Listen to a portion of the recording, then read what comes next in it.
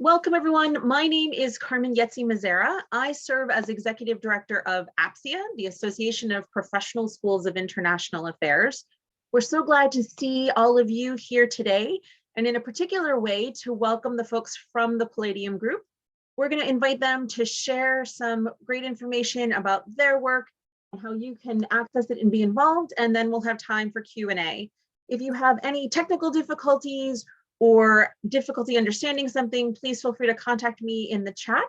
And if you have any burning questions that you cannot hold until the end of everything, you can throw those in the chat as well, and we'll make sure to tackle them as soon as the opportunity presents itself. A recording of this session will be available on APSIA's YouTube page by the end of today. And so if you need to reference it or access additional information, you can find it there. And so with that, I'm delighted to turn the floor over, I believe, first to Melissa. Yeah, hey, Melissa, if you just want to put up the PowerPoint, that would be really helpful. Yeah, I'm having technical difficulties, but I can getting there. Sorry about that.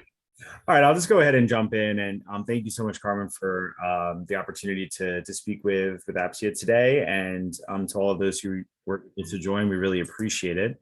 My name is Douglas Benning. I've been with the Palladium Group for about 4 months now in the role of manager of the talent acquisition team.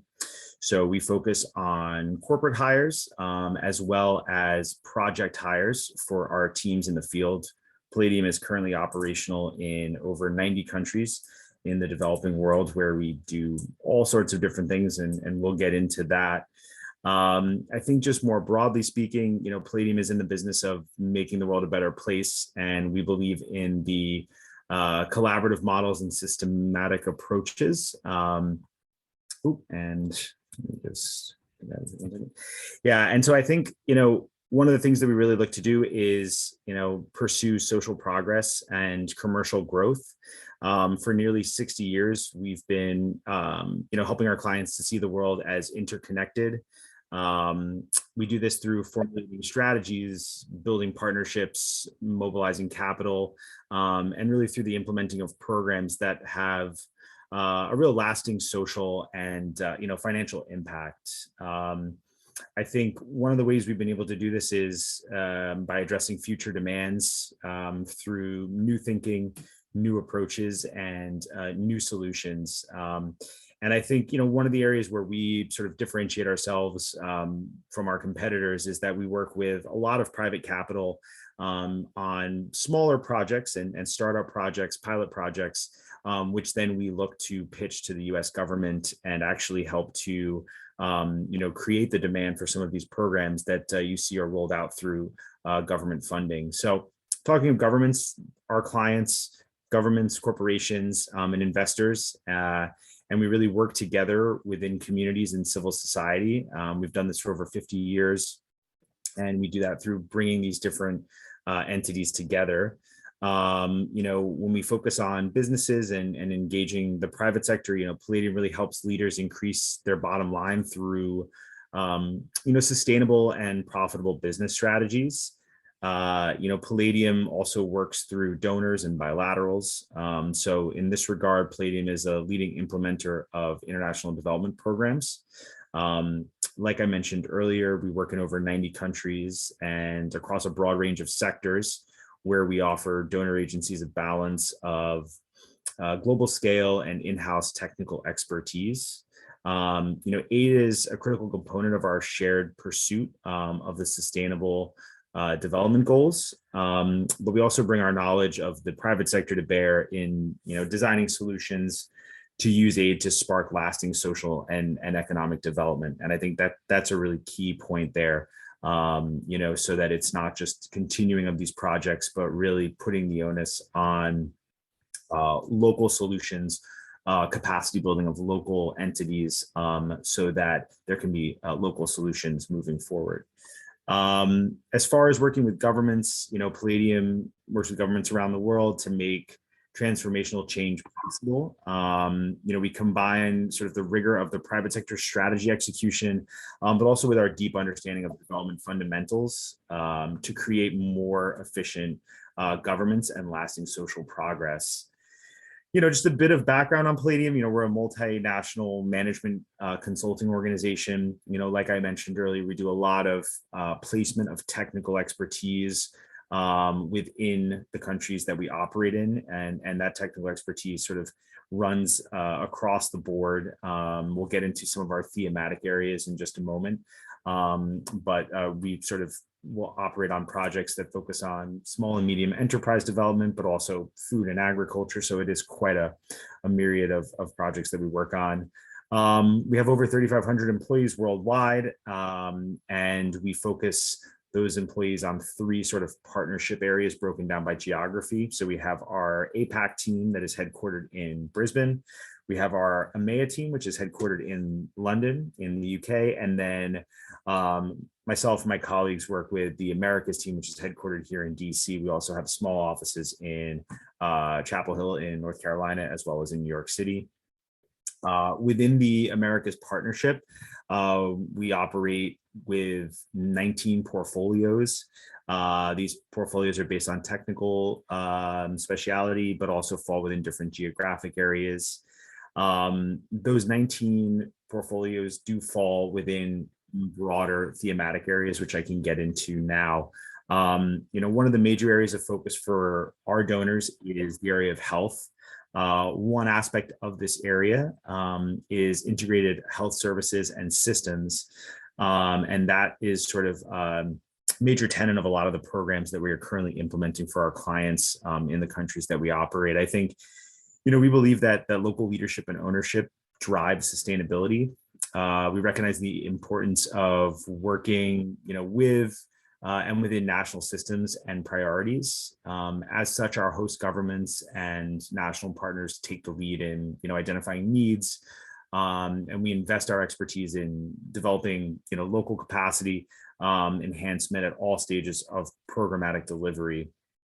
I think furthermore, we have a proven track record in fragile and conflict affected environments, where we really utilize our global footprint and security infrastructure to partner with non-state actors.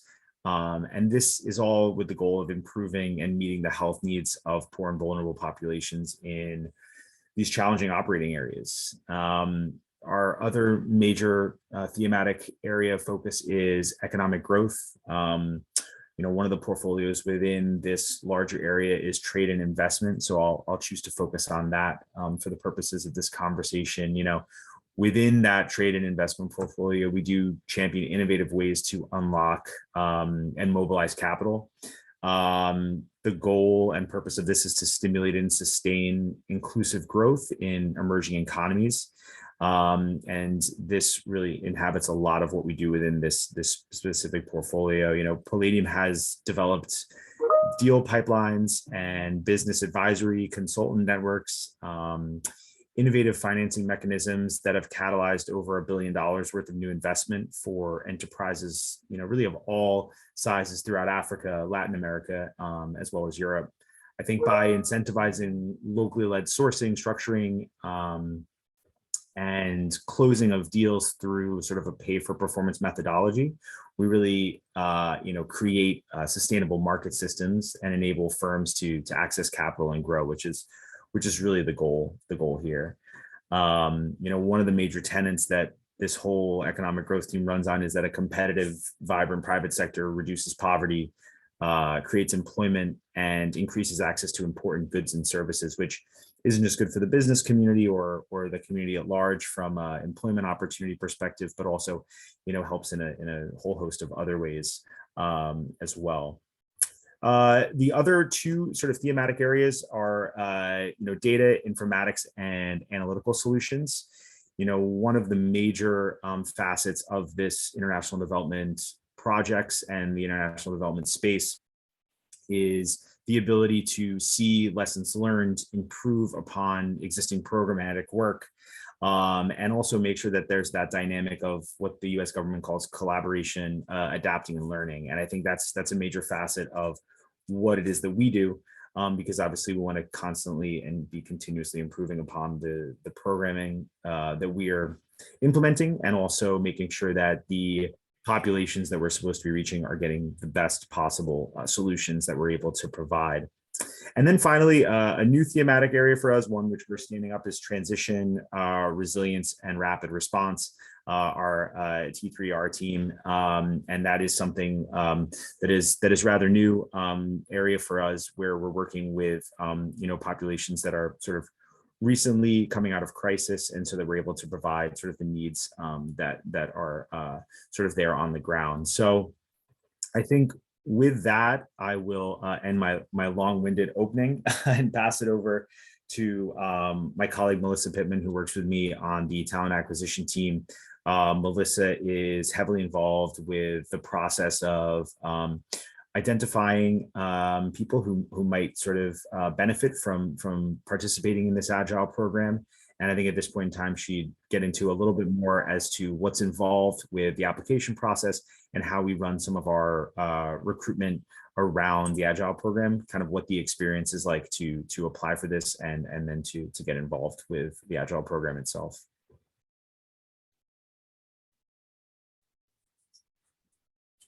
Hi, sorry, you would think that I would be used to technology at this point. So sorry about the slide hiccups, but it's good to have all of you here, and we're excited.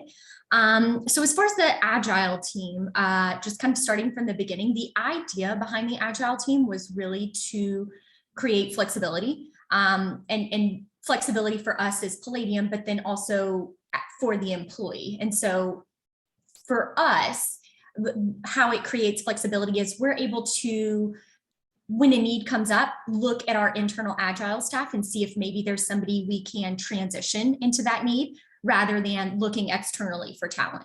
And then for you as the employee, it creates flexibility for you because you would potentially have the opportunity to work in different areas of the business. And this part's always slightly hard to explain because everybody's experience with this is going to look a little bit different. But kind of the best example I've come up with is just using myself. So I, like Douglas mentioned, I'm an associate on our talent acquisition team. So I was specifically hired to work on our talent acquisition team.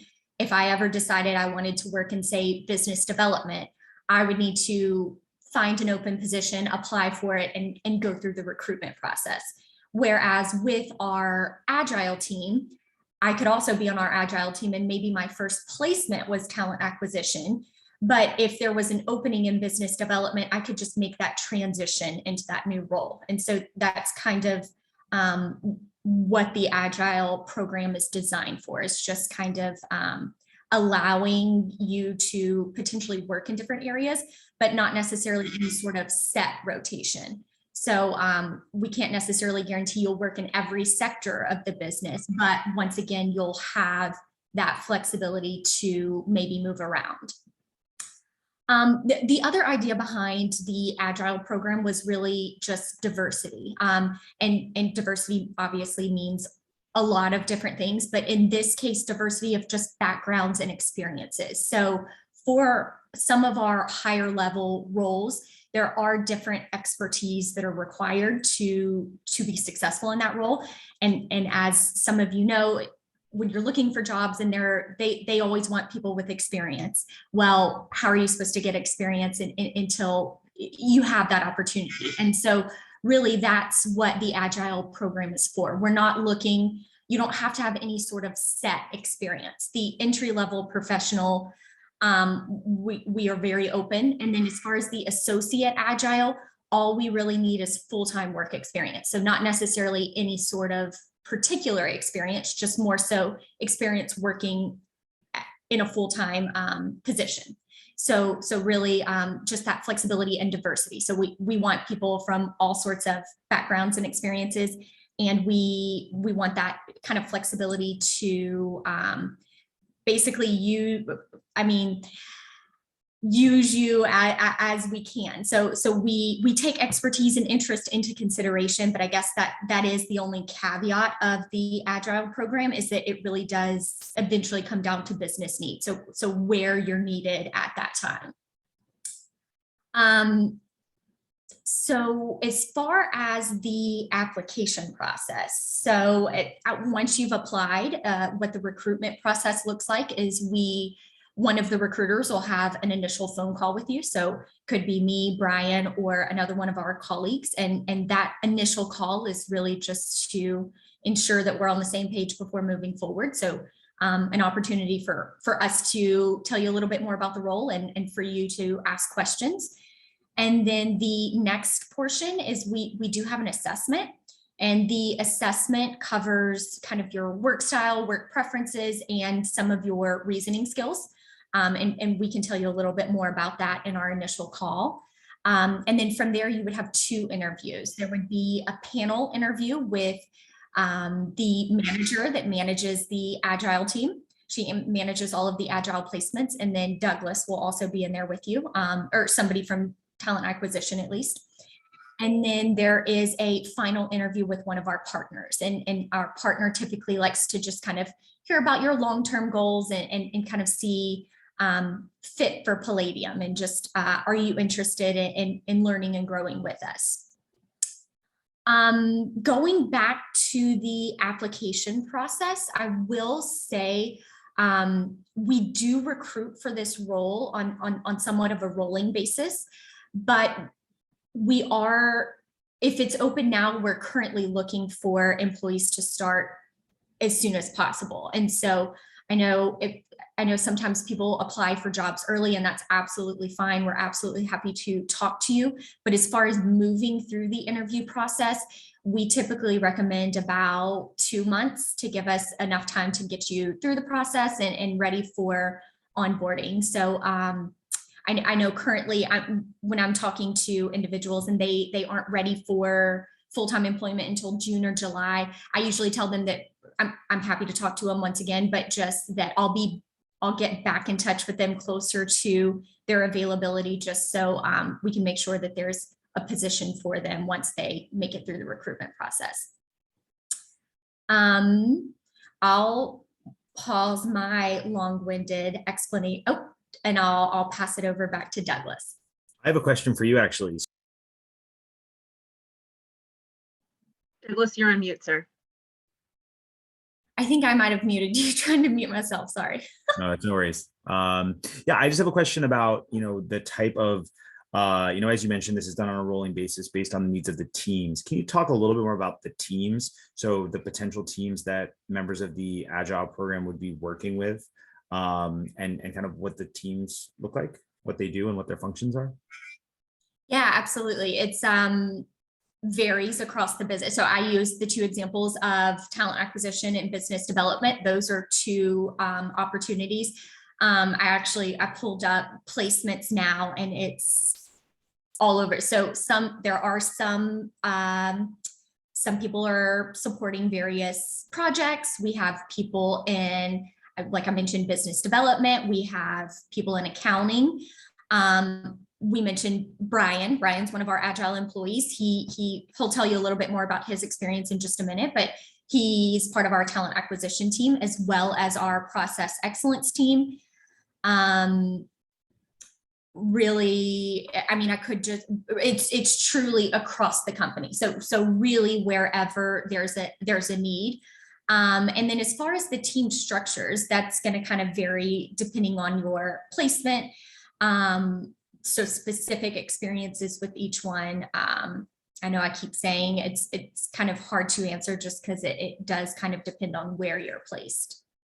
No, that's great. I mean, and your answer demonstrates sort of the diversified capabilities within the Agile program to really allow someone who's entering into the early stages of their career the opportunity to kind of figure out if they do want to get involved in international development and professional services contracting world, what area might make the most sense for them, and whether that provides them with a sort of career trajectory within Palladium or the ability to enter into the broader context and to other players in the space, or to even go back to school and choose an option that allows them to specify their expertise further.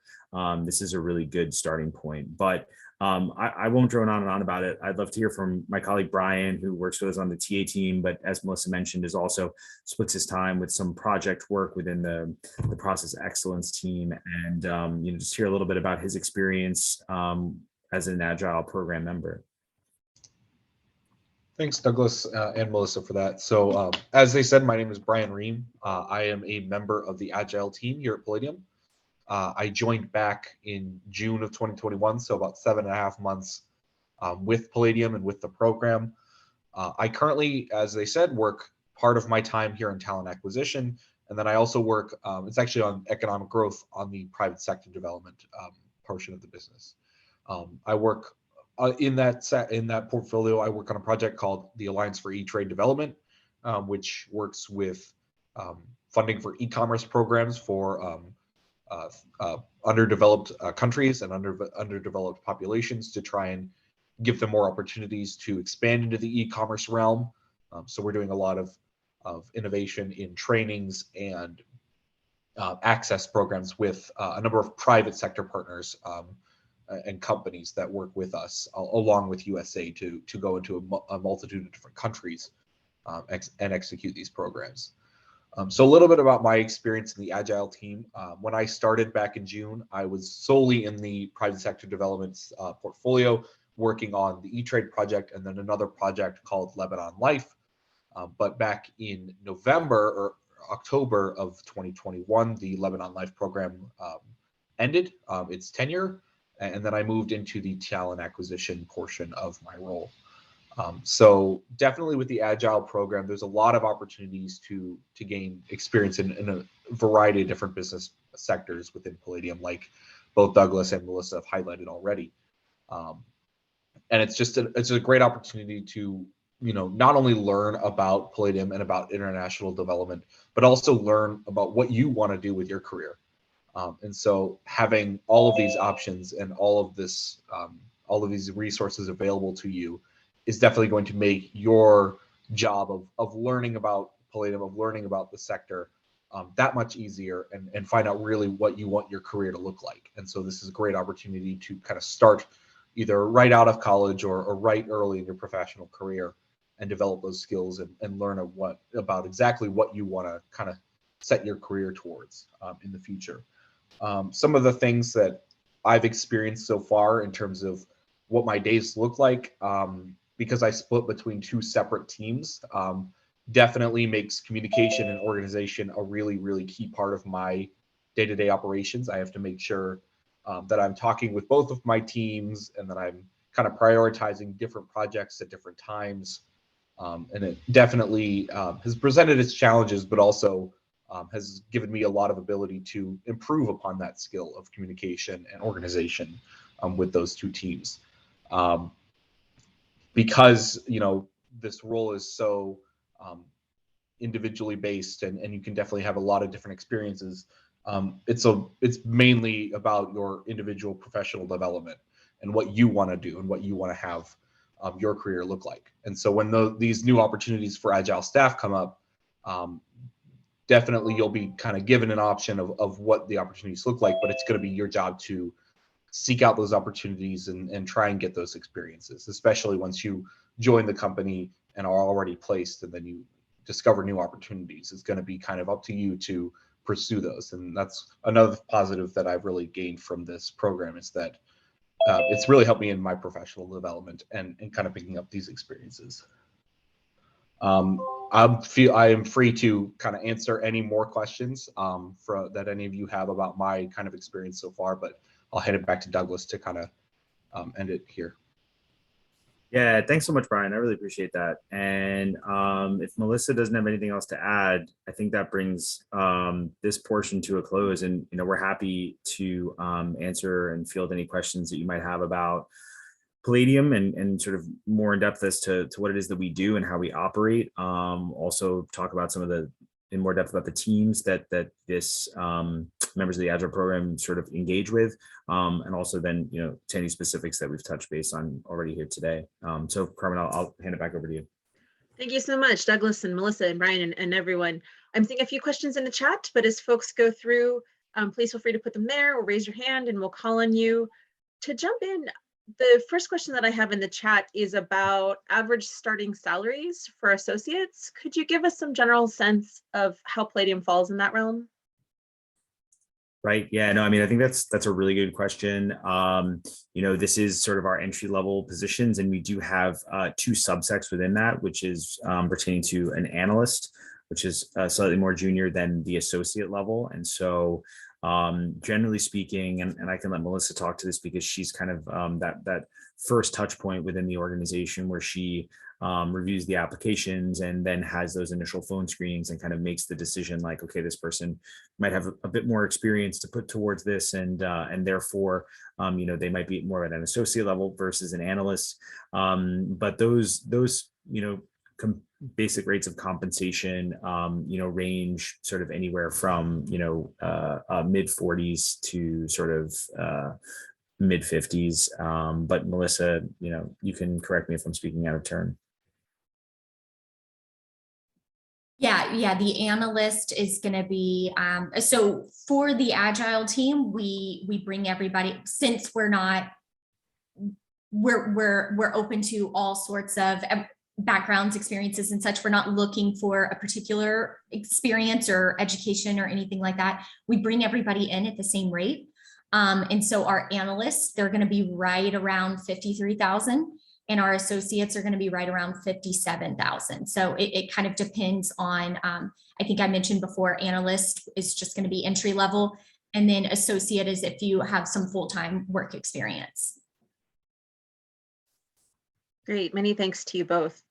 Our next question is about what language skills are valued at Palladium and how much language skills are valued in the organization. So which and what value do you place on them? I'll take the first crack at that. So there's definite value placed on that. We have a large portion of our portfolio is in Latin America and also Francophone Africa. So those are pretty key. And especially if one is looking to get into like programmatic support in the hopes of sort of falling into more of the technical side of things. Those language skills are, definitely seen as being beneficial. But as far as, how it's seen at the application stage based on other, potential experience and skill sets, I'll let Melissa speak to that. Yeah, just to kind of so just from the positions that I've recruited on, I'll say that French and Spanish seem to be the most common that I see. It's not that those are the only two. Obviously, honestly, any language is going to be a plus. So we do work in multiple countries and language skills are valued regardless, but I would say those are the two that I see most often.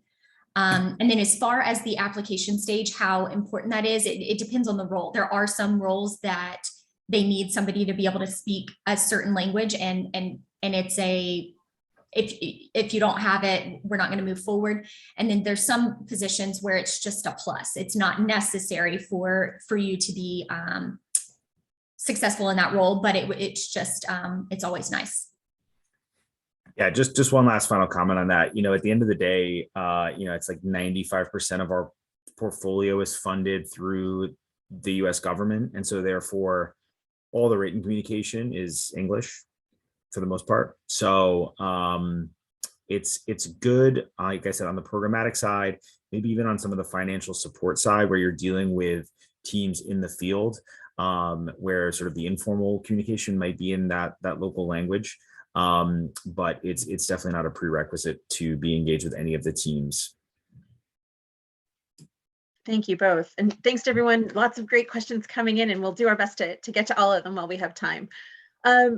A question about movement within the consultant roles during the Agile program. Is it the case that you only move among client-facing work, or as I believe Melissa talked about, you can move into some of the operational side as well? That's part one, and then we'll do part two. Yeah, it just truly, and I'm sorry, my answer is going to continue to be vague. It truly just depends. So it depends on who throughout our company has requested an Agile employee. So if it's one of our teams that needs support, one of our project teams, then that's going to be where the opening is. If it's our talent acquisition team that needs help, then that's so it truly just depends. We won't hold that against you, Melissa. We understand. Thanks.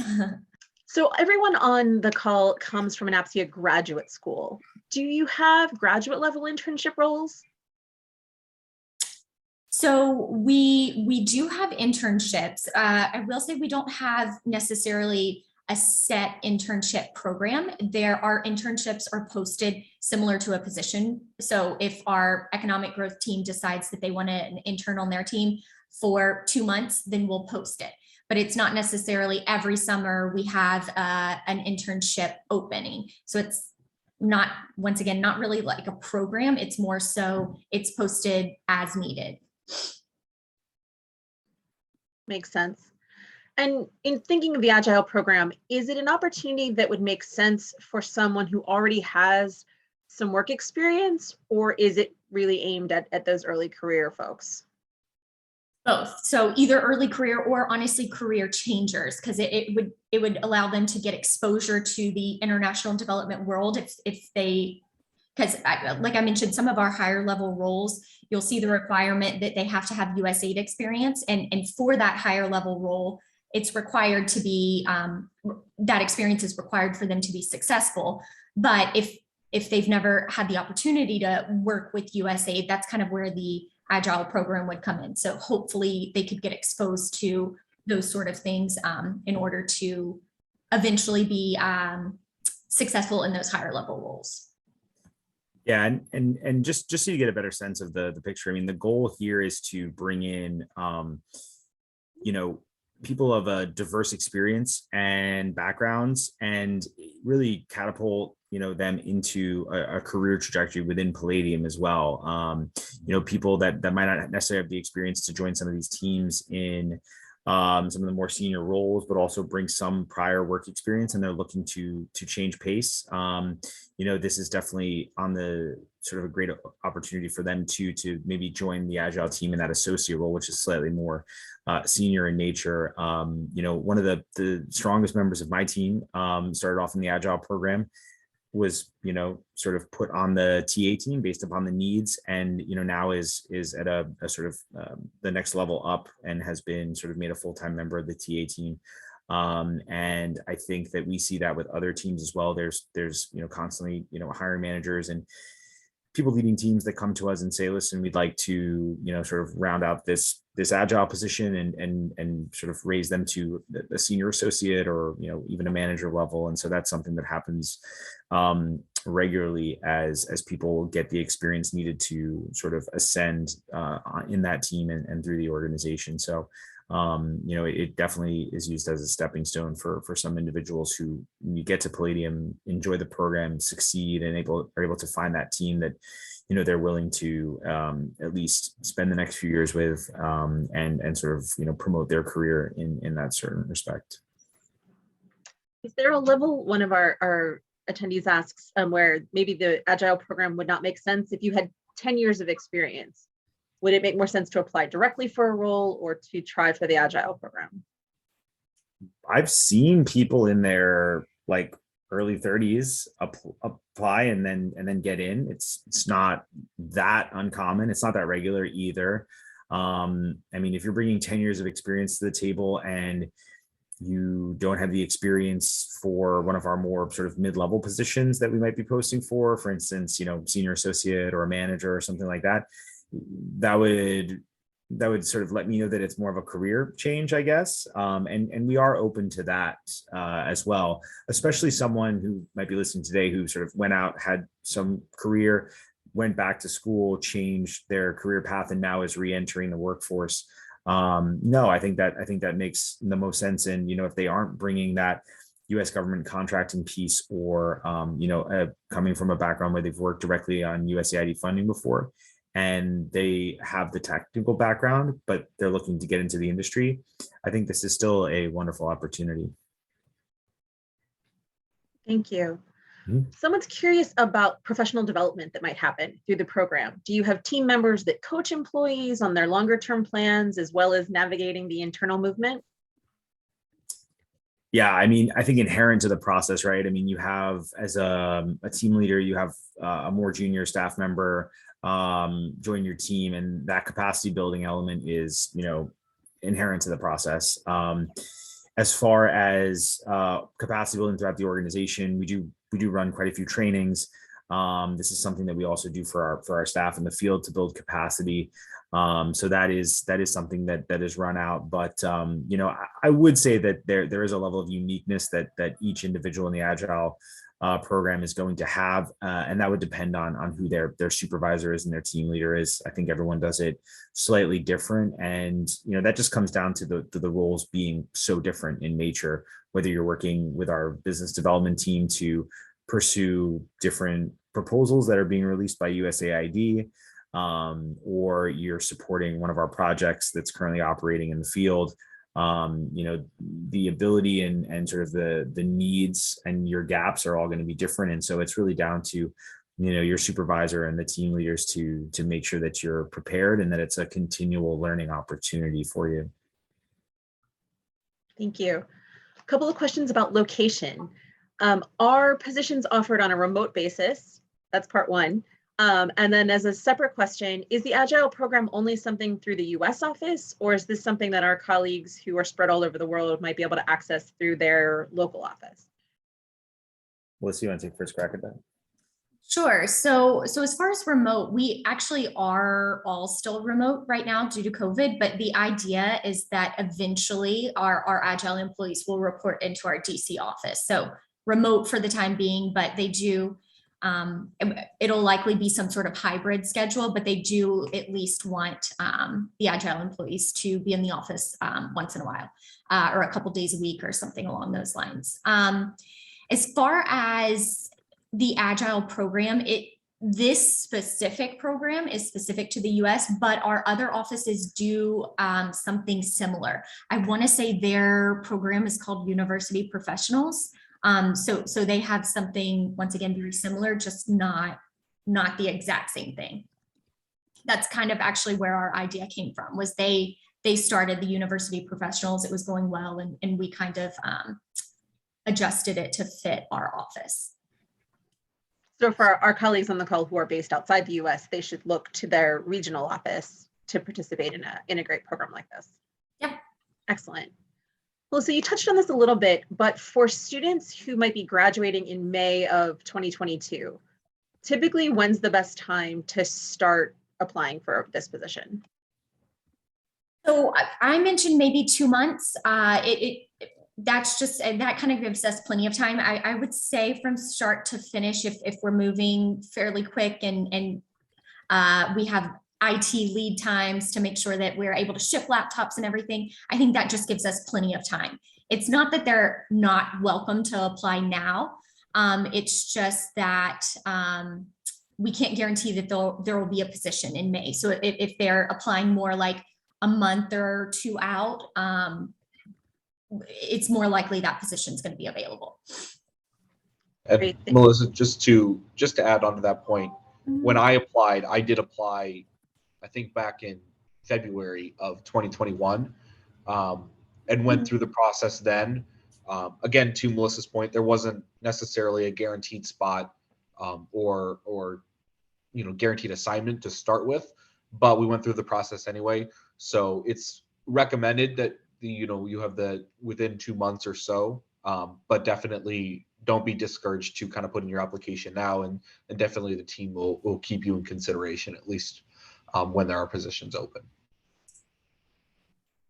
That's a great tip. Thank you, Brian.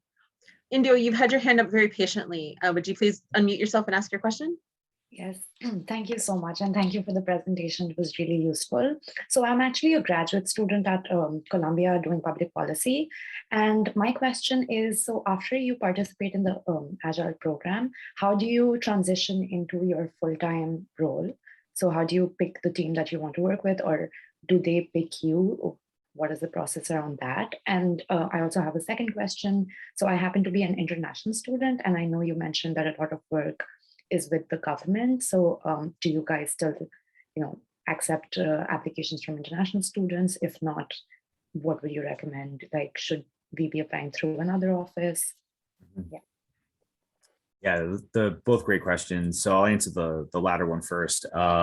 These positions do require US work authorization. We do not do sponsorship, unfortunately, for this, but really for any positions in the organization that would be based here out of DC, or our subsidiary offices in Chapel Hill or New York currently. With regards to how one sort of moves on, or once they identify the team that they really like to work with, how then do they graduate from the Agile program? That's again on a case-by-case basis, and it comes down to the needs of the team. There was an instance when I first arrived here a few months ago where a hiring manager wanted to take one of the associate level Agile team members who had been working on their team for a few months and basically graduate them to a senior associate level. That was a conversation where they came and spoke to the process excellence team, which oversees Agile. We basically, they took it from there, and that's kind of just how that situation works. It's very ad hoc. So I hope that answers your question a little bit. Douglas, just to clarify, if a student had their 2-year permission to work in the States after graduation, would they be eligible for this program or for positions? Yeah, that's actually a really good question. I believe so, but can we get back to you in writing on that? I can speak to that a little bit. So some of our positions, yes, they would still be eligible. Unfortunately, for the Agile program, we need somebody that's fully authorized. So not all positions they're welcome to. It's just the Agile program's a little bit pickier in that. Thank you. Thank you, Melissa. So disregard what I had said. Well, it's a group effort, Douglas. We have a few more questions, but folks, please feel free to keep them coming in. We have about 15 more minutes. Some folks have already been to your website and looked at all of the jobs that are posted there, and they were wondering how one differentiates between positions that are part of the Agile program and more broader positions in global health, for example. I'm not quite sure I understand the question. For jobs that are posted on the site, are some just Agile positions and some are sort of regular positions, and how do you tell the difference? Yeah, I'll let Melissa answer that. Yeah, so so the analyst role, we have it advertised as entry-level professional. So that and the associate Agile, that's going to be our Agile program. As far as that, all of our other positions would be, I guess, regular positions. And so they'll have more information on the project or team that they would be supporting for that role. And we'd be happy as a sort of once we end this to send you some information, Carmen, that basically has, just sort of the specific links and some other guidance that might help people in attendance today, if they were interested, to how to go about that application process. Might be a good bookend for this conversation. Sounds good. And I invite you or Melissa or Brian to put those links broadly in the chat now too, if you have them handy, and then I'll make sure to follow up and make sure everybody gets them. Oh yeah, that works too. I'm curious, of all of the applications that you receive, what makes candidates stand out in a positive way and what makes candidates perhaps stand out in a less than positive way? Well, I know my answer for that, but I'll let Melissa go first because Melissa does a lot of the phone screenings and is sort of the first major touch point for candidates, and then how they get through to the sort of full interview process. So, Melissa, what are you looking for? And you've been around the block with this program, so you've seen not just the candidates in general, but candidates who've come in and then are able to be successful. So what sort of differentiators do you look for in a profile? Yeah, so as far as the profile, I know I've mentioned we are actually very open. We tend to screen most candidates that apply. We're very open to all sorts of candidates. As far as from there moving on to the interview process, I think what we're really looking for is just somebody who really wants to learn and grow with Palladium. So we want people, obviously. Not every employee is going to stay with us forever. And we realize that, but we do want somebody that's going to come in and be with us for at least a couple of years and once again, kind of learn and grow with us. And really, so I can even go back to one of our partners that was heavily involved in this program. he actually started out as an analyst at Palladium as well, and spent his career working his way up to partner. And so he really wanted this to be an opportunity for people to come in and once again learn and grow with us, and hopefully stay with us for as long as we're able to keep them.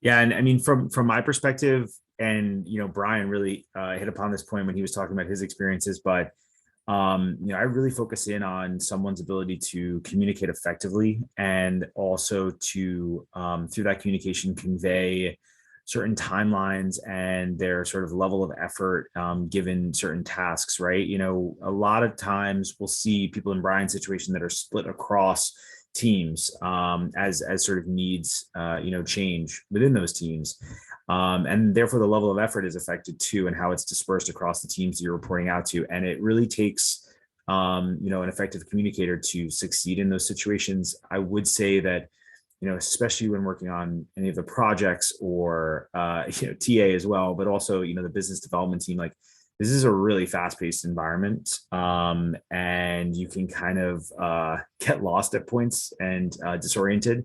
So being able to convey to your different managers and people you're reporting out to, or that you may owe tasks to, when are sort of reasonable deliverable deadlines, and when you're going to be able to get to this or to that, and do so in a way that is professional, I think is really what I'm looking for. And those are the people that I've seen be successful in these roles, and sort of, graduate out of Agile and take on, more responsibility within those teams that they had initially been supporting as part of the Agile program.